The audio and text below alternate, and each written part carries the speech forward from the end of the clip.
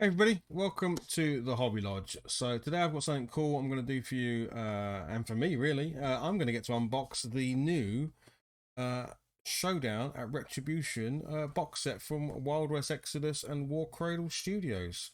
This has been very kindly sent to me by the team over at ontabletop.com to get an early look at it before release. Go through it. I will be building it, I will be painting it, and I will absolutely be looking forward to play it with my family. But yeah, let's jump into it today and see what's inside the box. Just a quick shout out to ontabletop.com. If you don't know who they are, it's a hobby community that I've been part of for a very, very long time. It's all about the news, the community, the hobby, working with each other to better your skills, get new talent, talk to people, and share. It's a really nice place to be. It's definitely helped me out in the hobby over the years, and it's actually kept me going being part of that community. Great shows on there, great all sorts, and a project system where you can log all the things you're doing and get some feedback, start talking to people. And there's also a Discord, so go over to ontail.com, get involved. It's free to do so, and they're a cool bunch. You'll definitely like it for sure. So for now, yeah, let's jump into this. The first thing I'm going to grab is some dice. So the game actually uses a D10 system. So here are the dice right here. Ones are failures and tens are crits, I believe. Now I haven't read all the rules, so I may get some things wrong, but I'm pretty sure that's what it is. There we go. Pretty nice rolling dice, and I got zero. I got lots of failures and not many crits. In fact, no crits. That's my dice rolling for you. So that's as standard. That's as expected. The next thing we've got in here are card packs. Now there's everything you need for two players in here. Okay, so four dice each. There's 8 dice in total, but of course you can always grab more D10s. And then there are these card decks. So you get two of these. So again, enough for helps for holding up the right way. Enough for two players. In here are the effects cards and the action cards. So let's open one of these and take a look. Okay, so you've got the first thing. You've got your action cards. So these are just numbered 1, 2, and then there's also some threes in here. So when you draw these, that will determine how many actions your character gets to take in that turn. There is also your guts and glory cards. So these are played throughout the game, and they have two sides. They have glory and they have guts, and they will obviously give your units, your characters, your heroes, different boons or banes or effects or things that are going on. So yeah, really cool little effect cards here. And again, there's two decks, so there's no need to share. You'll have one each. Yeah, as you can see, pretty cool. Right, the next thing we'll take a look at is the card stock. So every game has tokens, and this one is no different. So I shall grab you those. Again, enough for two players. So here's your tokens. There's the first one. Here is the second one. So yeah, pretty good quality. I mean, as you would expect, I'll pop one out for you. They are card stock tokens, exactly as you expect. Nicely printed, nice and clear. I don't know what they do yet because I've not read the rules, but you're not going to mistake these on the table. They're nice and bright and clearly identifiable. And there's again enough for two players, so that's all you're going to want. Next thing I'll grab is let's jump into some of the books, I guess. So the first one I'll grab is the one probably everyone's going to start with, and that's because it's called the Quick Start Guide.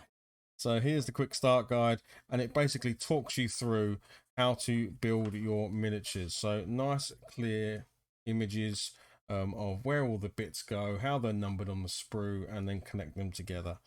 As you can see, the miniatures are, and you'll see this on the sprues, we will come to the sprues in a bit, but as you can see, the miniatures are all very multi-part, so there'll absolutely be some play in there to how maybe you want to build them, with legs and arms maybe pointing in slightly different directions. But no two models look the same, essentially. But yeah, there's even some cool vehicles in here, and so on. So lots of cool stuff to build for sure. And then at the back of the book, there is the stat cards. So your rules for your characters as you play them. Now, these could be, you can cut these out. I believe everything, even the rules, the whole kit and caboodle is available to download on War Cradle's website, so you can go down and download the cards onto PDFs, print them, laminate them, whatever you want to do is entirely up to you, but it's there to make this not just the only source you can get this information from. So yeah, I will probably cut these out and laminate them to make little cards out of them. As you can see, they've got fold lines down the center of them, so if you nice and easy if you cut these out and make little cards. But I'm a big fan of having the cards on the actual table as you're playing, so it makes it really easy to reference your character. So yeah, that's probably what I'll do. And if you laminate them, you could use dry erase pens on them so that you can mark them. If, you know, let's say they're taking wounds, you want to mark on the actual card, you can then wipe it clean afterwards once you've finished with it and start again. So yeah, that's your quick start guide. Nice. Right, the next thing there is the campaign book. So, as you know, this is called Showdown at Retribution, and therefore there is a campaign attached to the game, and this is that. It is the Union versus the Enlightened. There's a nice, probably, bit of story. I haven't read the story, so I will be jumping into that as well and see what that's all about. But as you can see, it then gets into pages of a campaign. So how you're going to lay out what you're trying to achieve and the objective. And there are five campaign scenarios to go through. So you know that's a pretty good amount, and a lovely bit of art at the end there, which, you know, if you're so inclined, you could, let's try and get that better on the camera there. There you go. If you're so inclined, you could cut that page off and stick it in a little frame. Go down the pound shop, get yourself a frame, and stick that on your hobby wall. So yeah, that's your campaign book. I will definitely be playing through this, like I said, once I've built and painted everything. Because I can't play with unpainted models. Once I've built and painted everything, I'll be jumping into playing campaign. Up next, you've got the rulebook. So on this rulebook, you can see it's quite a chunky book. Not a chunky book. It's an A5 book, so it's not your classic sort of A4 massive rulebook. It's not super thick. It's a good number of pages in there. I think it's what are we talking, 130 odd pages, but I believe, and I did kind of briefly look at this before, I think the rules run up to around page 44. There we go. Yeah, so page 44, and then we're jumping into backstory and, you know, about the various factions and forces. So up to page 44 is where your rules are at. And even then, you know, some of these things are about deployment and things like that. So you're only going to look at those maybe once or twice. When you're actually playing the game, you know, once you've learned about your phases, you're probably more into sort of the keywords and that. So you know, you're not going through a lot. That's the only section of the book that it's about the rules. So it looks fairly easy to pick up and play. But again, I don't know. I'll give more feedback on that as and when I start playing it. But I'm not immediately turned off by the number of pages for the rules, which is good. We've then got the measuring device.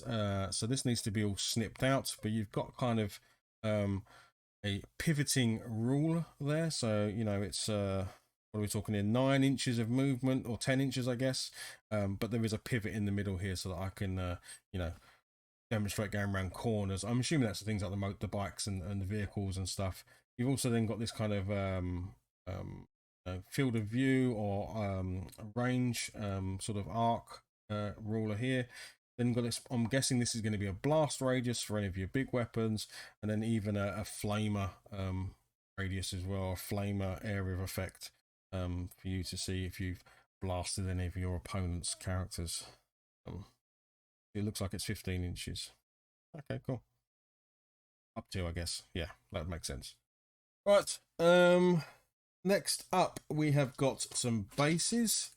It's a bit hard to get excited about bases, but I'll show you them anyway. They are quite unique in that they're kind of like almost like these plinth style bases. So they're not your classic sort of slant edge or your rounded edge. They're their own unique thing in that they look like almost like display type bases. So they'll be quite nice when they're painted up with, you know, a nice. I'll probably be going some sort of deserty type Wild West route with it. So yeah, that's those.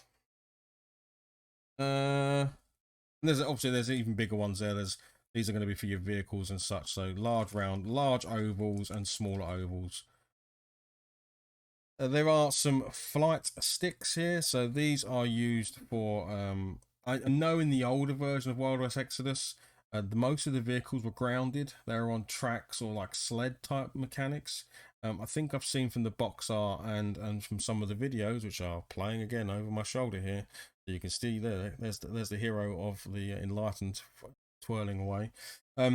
They're all sort of more hover based now, so they are sort of floating above ground, which means you can do some nice basing on, and you get the flight sticks here to do that. So that's cool. Next up, we have got Sprues. This is the bit everyone's wanting to see. Let's grab some Sprues. Now, these ones are all the same. So these are 4 Sprues of the same. So I will just grab one of them. There's 8 Sprues in total. And this looks like to be the bulk of kind of the Union's forces. So you've got kind of like the Iron Horse vehicles. You've got all of the character, all of the forces, and there's, like I said before, they're very modular. I'll try and get right and close on it for you. Here we go. Nice detailed. Again, very, very modular. So you'll be able to do some, hopefully, if any of you are into a bit of modding, you'll be able to do all sorts with this. To sort of show some uniqueness in each of the characters. But from what I've seen on the box, they're all pretty unique anyway. So it looks good. Right, so that is the Union. Yeah, I mean, I guess I could show you around a bit more maybe. This is sort of what the bikes look like. It's going to be way more interesting when I put them together. But, you know, expected quality of a sort of modern war game, really. They look good. I have got some old miniatures, and once these are built, I'll do a little bit of a comparison to the old ones to the new ones, and you can see how they've come along. But yeah, they look good to me. And then the next set is the Enlightened. So there's actually one unique sprue, so I'll grab the generic sprues first, because these 3 are all the same. If I take one of these. There we go. You can see again, you've got the sort of, I want to call it the Wild West segways. That's on the what looks like on the box art, and then you've got those spider legs for the various spider miniature, the spider kind of things that are in there. You've got all of the bodies, arms, legs, and heads. Looks to be quite a few different kinds of everything. So again, and you've got these kind of cool riot shields almost, but they're like with Tesla energy built into them. So they look really smart, and these kind of Tesla batons, they're cool. Hopefully you can see them there.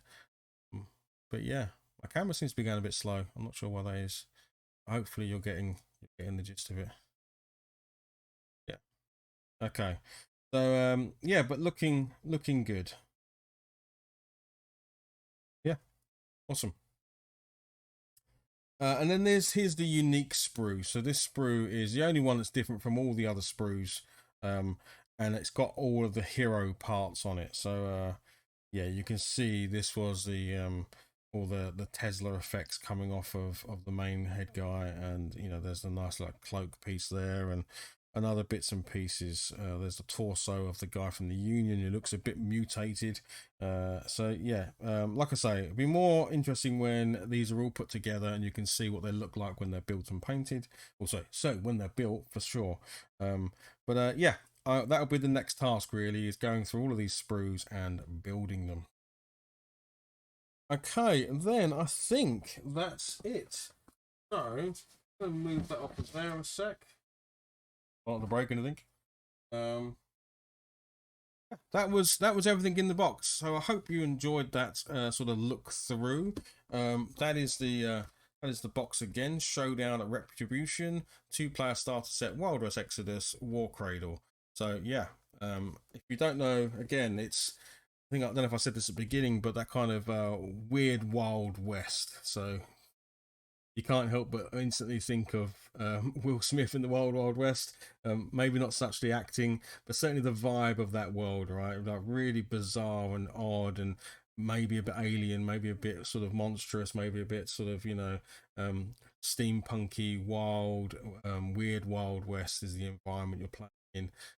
So I'm really looking forward to actually using some of my old west sort of table setups and sand, but then being able to add the weirdness to it. So that would be really cool. So yeah, so the plan is I will be building and painting this, and then playing the campaign. Most of that's all going to take place over on Twitch through live streaming, so I'll stick some links below, but twitch.tv/hobbylodge. But I will then also be uploading all of that content to YouTube as well. So if you miss it at the live stream, come over to YouTube and you'll see it there. Everything will also go into the project system. So on tabletop.com has a project system which anyone can use for free. You just sign up and start using it, and then you can create like an ongoing log of everything you're doing in the hobby space. They're also running a slow grow league over there. So if you want to get involved with this particular game, it's going to take you through it step by step by step. So right through the starter box, and then if you want to, even beyond that. So there's even more forces out there. What do you do and add on to this starter box? Or if you want to get into a new faction, what's the best way to do that? So I will be looking at that and expanding beyond that as well. But yeah, it's a really great time to get involved in a new game that's quite cool looking, very different to something I've played before. So I'm looking forward to it. Yeah, it's going to be good stuff. So yeah, come and check us out on Twitch or here on YouTube. If you like this video, give us a like, give us a subscribe. You'll get to know when all the new content comes out. And yeah, I'll hopefully see you over on Tabletop as well and involved in the project system. Thanks for watching, and I will see you again next time. Cheers. Bye-bye.